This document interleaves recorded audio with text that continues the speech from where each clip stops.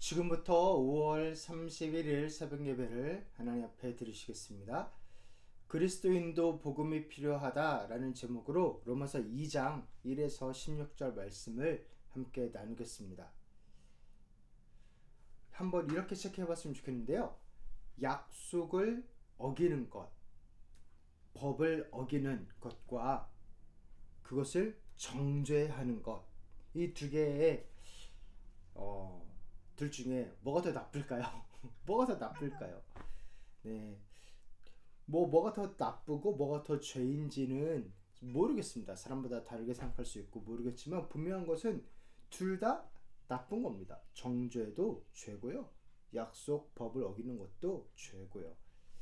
어제 복음이 필요한 이유를 함께 살펴봤는데 그것은 그래야 우리가 잘 사니까 행복하니까 그것도 맞는데 그보다 훨씬 더 근본적인 이유가 있었죠. 우리 모두가 하나님의 진노 아래에 있기 때문에.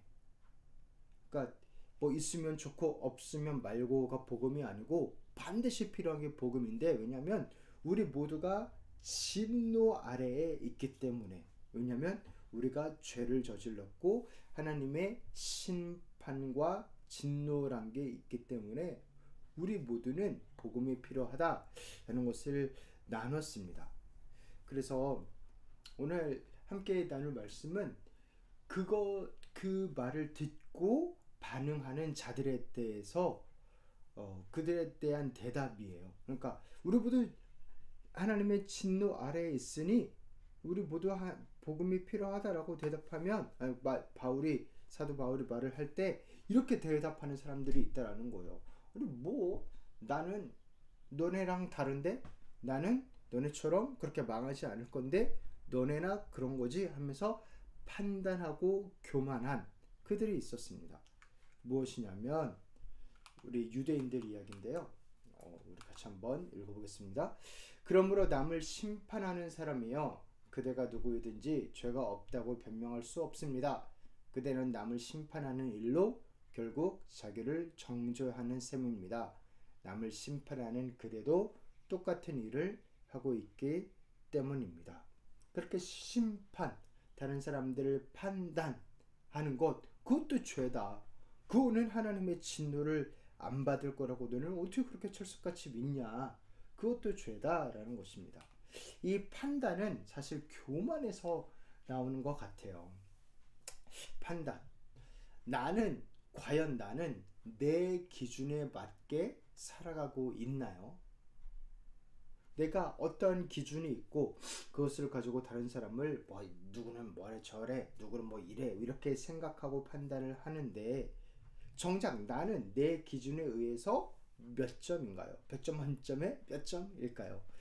우리가 남들에게는 아주 높은 기준을 들이대고 나에게는 한없이 너그러울 때가 참 많은 것 같아요. 그런 습성을 담은 게 남이 하면 불륜, 내가 하면 로맨스, 이게 책 이름이더라고요. 저도 그런 말 많이 들었는데 그런 책도 있고 또 어떠한 영화도 있냐면 지금은 맞고 그때는 틀리다. 원래는 틀린 건데 지금은 나한테는 맞는 거예요. 이런 식으로 이렇게 잣대가 이중잣대처럼 왔다 갔다 하고 내 편하게 행동하고 하는 것, 그런 모습들이 우리들에게 있지요. 그래서 나에게는 느슨하고 남에게는 엄격하고. 바울은 분명하게 이야기합니다. 우리 같이 한번 읽어보겠습니다. 이런 일을 하는 사람들을 심판하면서 스스로 그런 일을 하는 사람이여 그대는 하나님의 심판을 피할 수 있을 줄로 생각합니까? 하나님의 심판이 있습니다. 너만 판단할 줄 아냐? 하나님도 판단할 줄 안다 라는 겁니다. 하나님의 심판이 있습니다. 그 누구도 심판을 피할 수 없습니다. 이 세상의 모든 사람이 그 어느 누구도 죽음을 피할 수 없듯이 심판도 피할 수 없습니다. 중력을 피할 수 없듯이 심판도 피할 수 없습니다. 우리의 한 행동을 판단받는 날이 분명히 있습니다. 그래서 이것을 프랜시스 셰퍼라는 신학자는 이렇게 설명을 했어요. 보이지 않는 녹음기. 우리 모두에게는 보이지 않는 녹음기가 있다. 여기 목에 이렇게 달려 있다. 그래서 내가 다른 사람들을 판단할 때 하는 그 기준들을 다 녹음해 둔다. 내가 누구는 이래야 되는데 저러고 있어, 뭐 이런 식으로 생각하고 판단하고 했던 말했던 모든 것들이 다 녹음돼 있다. 그리고 마지막 심판날에 하나님께서 그 녹음기를 쫙 틀면서 그 기준에 맞춰서 나를 판단하신다 라는 겁니다. 그러면서 정작 너는 그 기준대로 살았느냐, 나는 그거대로 너를 판단할 건데 그래야 공평한 거 아니겠느냐 라고 하신다라는 겁니다. 우리가 판단을 너무 쉽게 생각하는 그건 교만인데요. 교만. 그 교만에 빠져 있다라고 한다면 둘 중에 하나거나 아니면 둘 다이거나 일 수 있습니다. 뭐냐면 하나님의 심판, 나도 결국 하나님 앞에서 심판받을 자라는 것을 까먹었구나. 아니면은 이겁니다. 하나님의 인자하신 분이라는 것, 하나님은 은혜를 베푸시는 분이라는 것을 까먹었거나, 이 인자를 까먹은 거를 이렇게 바울은 이야기하는데요. 우리 같이 한번 읽어보겠습니다. 아니면 하나님께서 인자하심을 베푸셔서 그대를 인도하여 회개하게 하신다는 것을 알지 못하고 오히려 하나님의 풍성하신 인자하심과 너그러우심과 오래 참으심을 업신여기는 것입니까? 그래서 하나님이 인자를 베푸시고 사랑을 베푸시고 용서하셨는데 왜 너는 정작 하나님이 용서한 자를 너는 뭐라고 그러냐는 거죠. 그래서 하나님이 인자하심, 하나님의 은혜를 우리가 까먹어도 너무 쉽게 판단하고 이렇게 정죄한다라는 것입니다. 그래서 교만이라는 거예요. 하나님도 본인이 책임지고 짊어지고 하는데 나는 그런 것도 안 할 거면서 판단이나 하고 있는 거죠. 그래서 그러한 모습을 바울은 또 이렇게 이야기합니다. 그것은 남들을 계속 심판하는 것은 사실 내가 하나님께 받을 진노를 머리 위에 쌓아놓는 것과 같다. 그런 꼴이다라고 이야기를 합니다. 사랑하는 성도 여러분, 이것이 유대인들한테 하는 이야기인데요. 다른 사람들을, 특히 이방인들을 이렇게 판단하고 정죄하는 유대인들을 향한 내용인데 결국 무엇을 이야기하냐면 유대인들 당신이요, 바울도 유대인이었죠. 우리도 복음이 필요하다. 우리도 하나님의 진노 아래 있고 우리도 그리스도가 필요하고 메시아가 필요하고 우리도 하나님의 심판을 피할 수 없기 때문에 구원자가 필요하다라는 것을 말하고 있습니다. 함부로 판단하지 말라고. 우리야말로 구원자가 필요한 자라고. 그런데 그것을 또 누구에게 적용할 수 있냐면 그리스도인들, 교회 다니는 분들, 예수님 믿는다 하시는 분들에게도 적용해야 됩니다. 우리는 다를 줄로 생각하느냐? 우리도 복음이 필요하다는 것입니다. 그것을 가장 잘 보여준 예가 예수님께서 하신 말씀, 비유에 나오는 건데요. 누가복음 15장에 나오는 탕자 이야기입니다. 작은 아들, 큰 아들이 있는데 작은 아들은 아빠를 버리고 떠났죠. 가족을 버리고 떠났습니다. 큰 아들은 집에는 있었지만 아빠한테 여전히 불평불만이 많았어요. 집에 있는 게 아니었어요. 그래서 둘 다 아버지에게서 멀어져 있었고 둘 다 아버지께 가까이 올 필요가 있었고 둘 다 구원받아야 될 필요가 있는 자들이었습니다. 그래서 그 고백, 둘 다 하나님의 은혜가 필요하다는 것. 근데 이 복음의 구원의 핵심은 뭐냐면 하나님의 의가 나타나서 누구나 의롭게 한다라는 것입니다. 하나님의 의란 게 있다. 내 의가 아니고 내가 쌓은 공로가 아니고 내 자격이나 내 실력이 아니고 하나님의 의라는 게 있다. 근데 그것은 누구나 누구에게나 나타날 수 있다. 그래서 이방인이라고 안 나타나는 거 아니고 유대인이라고 더 나타나는 거 아니고 뭐 그렇다는 것입니다. 그래서 누구나 예수님을 믿기만 하면 구원을 받는 것. 그런데 내 공로가 아니고 하나님의 의 때문에 받는다라는 것입니다. 그래서 이 하나님의 의를 조금 더 생각하면 이제 바울이 이렇게 논리를 전개하는 것을 따라가기가 좀 더 좋은데요. 네, 다시 말씀드리지만 제가 지금 이 우리 매일 성경에서 6월달 한 달을 로마서를 다루는데 그것을 저는 팀 켈러 목사님 로마서 쓴 책이 있어요. 그것과 함께 그 내용과 함께 그렇게 이렇게 설교 계속 6월 한 달 동안 드릴 겁니다. 그래서 거기에서 팀 켈러 목사님이 세 개를 이야기해요. 내가 정말로 이렇게 바울이 여기서 말하는 유대인들, 남들 정죄하는 유대인들이랑 비슷한 점은 없나? 좀 볼 수 있는 게 뭐가 있을까? 요 세 개를 한번 보면 되는 겁니다. 뭐냐면 나는 내가 사는 모습과 상태 때문에 당장이라도 하나님께 버림받아 마땅한 자라고 나는 진짜로 생각하냐? 혹은 나는 교회에 다니지 않는 사람들을 보면서 그들이 잘못들을 하는 것들이 보이면서 사실은 나도 그들과 별반 다르지 않은데 라는 생각이 진짜로 드냐? 혹은 나는 정말로 내 마음속에 녹음기가 있다라고 생각하냐? 그래서 나는 구원자가 절실히 필요하다고 정말로 고백하냐? 라는 것.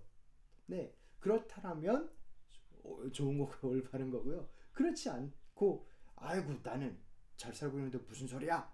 라고 생각이 든다라고 하면 네, 이제 유대인들 그쪽에 좀 정죄하는 판단하는 그쪽에 가깝다라는 거죠. 사랑하는 성도 여러분, 우리가 이것을 꼭 기억했으면 좋겠습니다. 바울이 계속하는 논리인데요. 로마에서 쓰는 논리인데요. 뭐냐면 우리가 우리의 행동에 따라 판단을 받는다라는 거예요. 같이 한번 읽어보겠습니다. 하나님께서는 각 사람에게 그가 한 대로 갚아주실 것입니다. 행동 하나님 보십니다. 안 보지 않으세요? 아니 은혜 하나님 아니야? 아까는 믿음 바울은 믿음 이야기했는데 자기의 논리를 뒤집는 거야? 그게 아니고요. 계속 보시면 행동 맞습니다. 좀 더 봅시다. 함께 읽어보겠습니다. 참으면서 선한 일을 하여 영광과 존귀와 불별의 것을 구하는 사람에게는 영원한 생명을 주시고 이기심에 사로잡혀서 진리를 거스르고 불의를 따르는 사람에게는 진노와 분노를 쏟으실 것입니다. 한 대로 갚는다라는 거죠. 그런데 이 한 대로 갚는 게 유대인하고 헬라인, 그러니까 그러니까 다른 이방인하고 차이가 없습니다. 유대인이라고 더 특별 대우하는 거 아니고 이방인이라고 더 이렇게 엄격한 잣대를 들이대는 것도 아닙니다. 다 행동입니다. 우리 같이 한번 읽어보겠습니다. 악한 일을 하는 모든 사람에게는 먼저 유대 사람을 비롯하여 그리스 사람에 이르기까지 환난과 고통을 주실 것이요 선한 일을 하는 모든 사람에게는 먼저 유대 사람을 비롯하여 그리스 사람에 이르기까지 영광과 존귀와 평강을 내리실 것입니다. 계속해서 행동대로 판단받는다 라고 이야기를 합니다. 행동대로 심판을 받고요. 그러면 이게 우리가 그토록 많이 들었고 했던 은혜, 믿음과 다른 것이냐? 다르지 않고요. 우리도 perfect한 life, 완벽한 삶 때문에 구원받는 건데요. 근데 이 완벽한 삶은 내가 한 게 아닌 예수님이 이 땅에 오셔서 완벽한 삶을 사시고 그래서 예수님이 이 땅에 오신 거예요. 인간으로 오신 거예요. 완벽한 삶을 살려고 모든 시험을 다 받고 모든 유혹을 다 받아도 다 이기고 완벽한 삶, 율법에 맞는 삶, 율법을 다 지키고 모든 것을 다 성취하는 그 완벽한 삶을 사신 다음에 그 공로, 그 성취를 우리한테 쏙 주셨어요.